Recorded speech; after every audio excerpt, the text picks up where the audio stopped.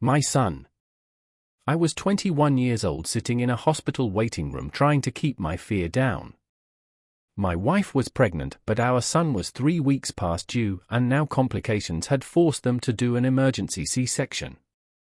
I didn't know if my wife or son was going to survive. After a long time, though, they brought my boy out healthy and breathing. I felt my fear flee and my heart expand with a joy I had never known before. I sighed and thanked God for my baby boy. 3 years later, I was sitting in a parked car holding my crying wife.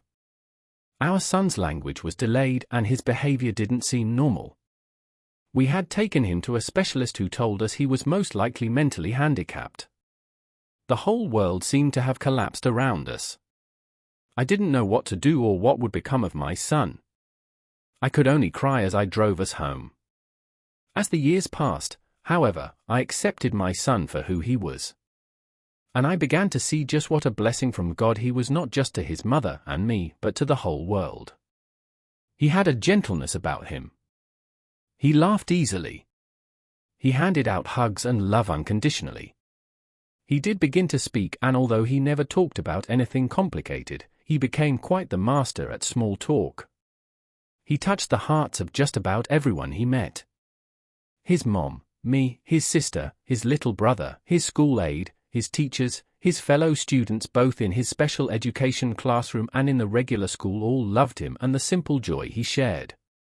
He became manager for the football and girls' basketball teams. He lifted the spirits of the coaches and players alike.